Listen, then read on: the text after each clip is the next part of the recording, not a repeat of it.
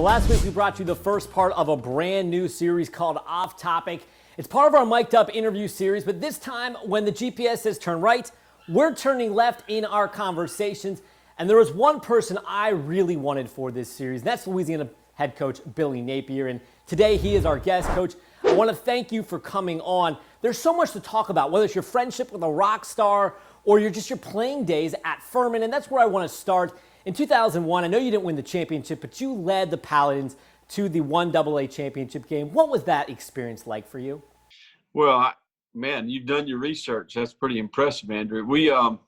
I tell you, man, I had a great experience in college. I think the combination of the challenge academically of Furman to go along with the opportunity to be a part of a championship football program. You know, we won a couple of conference championships, and then, like you pointed out, that junior year we made a run through the playoffs and played for the national championship game. But special place, special experience. Had great relationships with a lot of people there. Met my wife there, and that run was an awesome experience, no question about it. That conference you played in, the Southern Conference, you played against teams like App State, Georgia Southern, some of the best 1AA teams, but you still face those teams in the Sun Belt. Do you go back down memory lane every time you pull up to those stadiums? No doubt, man. We pull up at those stadiums, and that brings back some great memories and then some not so good memories. You know, we've had a little bit of both. So, you know, those teams were very, very competitive and certainly have done a great job managing their transition from FCS to Group of Five. And, you know, certainly being a part of that Southern Conference back in the day, we had great teams. You know, Georgia Southern won several national championships, and then, you know, we had very competitive games with Georgia Southern and Appalachian State for conference championship type of game. So great experience, man. Really good football, and very thankful for that. Are there any specific memories that stick out from those playing days? Man, I think the big thing for me is I just had we worked really hard, you know, and the players that you play with, the coaches that coach you, you know, those relationships. I tell you, just a couple of weeks ago, we had a Zoom call with a bunch of former teammates, you know, just catching up. It's been a long time since we were all together, and just going back down memory lane a little bit. You know, I haven't smiled or laughed that much in a long time. So, you know, those guys you play with, you spend so much time with them, you know, and they become like family. I think that's one of the great things about this game. And certainly that's what I remember. I remember the people and the experiences that go along with playing the game and committing to a greater goal. You mentioned some of those former teammates. It's like you got my notes right in front of you.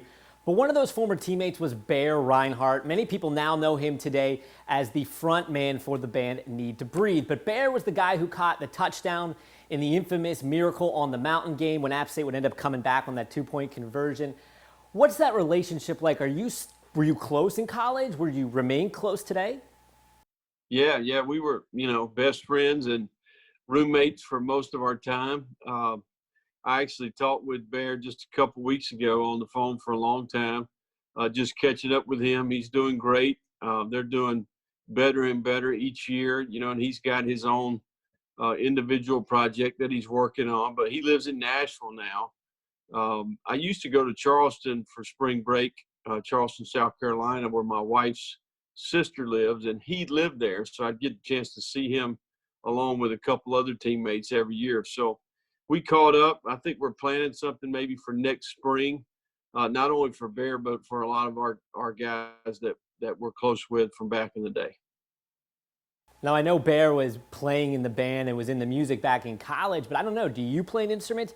Did you ever actually jam with Bear? Yeah, that's not my cup of tea, Andrew. I thought you knew me better than that, man. You know, Bear was always talented, you know, always had the guitar, always playing, always pushing the envelope in terms of trying to grow, trying to learn, performed even in college. You know, that band was evolving and growing while we were in school. And then certainly I went off to graduate school at Clemson, and Bear and his group of friends there that made up the band, they kept evolving and kept growing. And certainly ultimately ended up being what we know today as Need to Breathe. Yeah, it's been almost 20 years now since you played college football. Almost 20 years since you led Furman to that 1AA championship game. When you look back over your playing career, how much of that experience made you the coach you are today? Yeah, there's no question. I mean, heck, you're making me feel old here, Andrew. 20 years ago. No, I don't think there's any question. We're all products of the people that we have been around, the experiences that we've had. I think that my experience as a player, certainly being the starting quarterback, I started my fourth and fifth year of college. Basically, what redshirted was a backup for a couple of years, had a minimal role, had to work really hard to even be a decent player, and to finally get that opportunity to be a leader, to contribute to a really good team. That made me. It's part of who I am.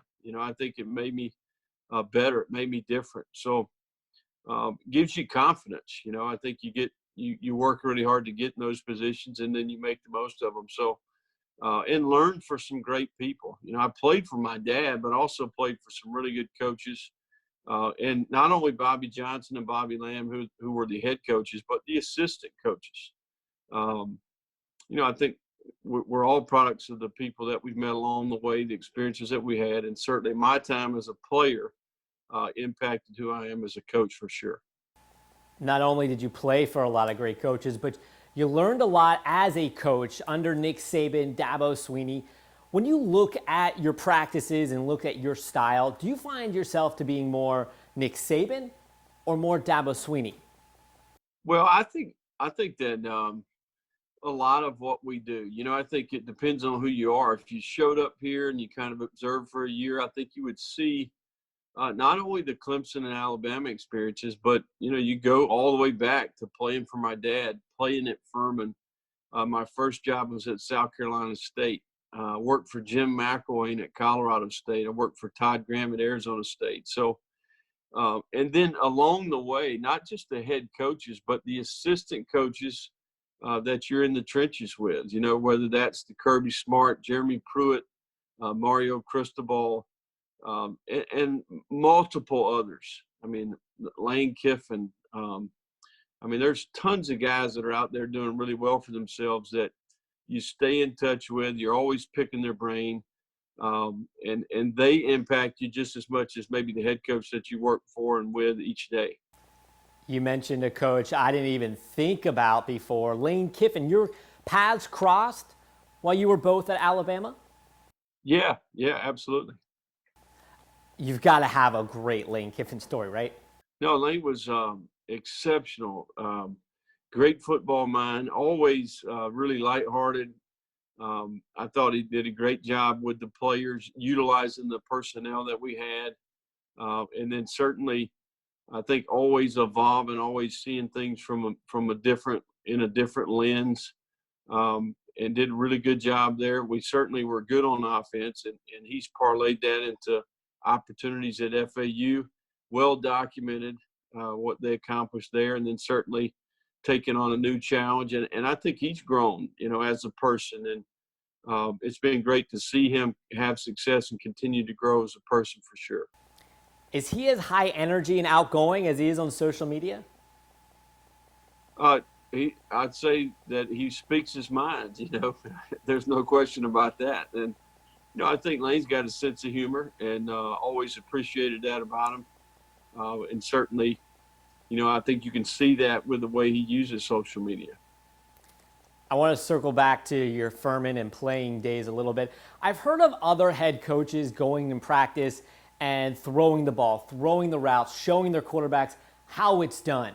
Is that something that you do in your practices? I'm a few years removed from being able to do that, I think, Andrew. I really do. When I was a receiver coach, I probably was more prepared to do that because, running your individual drills and things like that, working on fundamentals, you threw the ball. I felt more prepared to throw it, man. Since I started calling plays and coaching quarterbacks again, I let those guys do the throwing. And I've worked at some really good places with good quarterbacks. You got to remember, Andrew, I was a very average player. Okay, so me throwing, not necessarily something I need to be doing if I'm trying to teach them to do it the right way. So what you're saying is you don't want to embarrass yourself in front of the players. I don't know about that. I think this is a question for my guys. I think we start throwing those balls in the nets. Occasionally I'll jump in there with them and see if I still got it. Well, hey, Coach, I really appreciate you coming on with us and getting a little off topic as we dive into the background of Louisiana head football coach Billy Napier. Andrew, thanks for having us, man. Thanks for covering our team, and look forward. Hopefully we'll be back at it here before long. I sure hope you're right, Coach.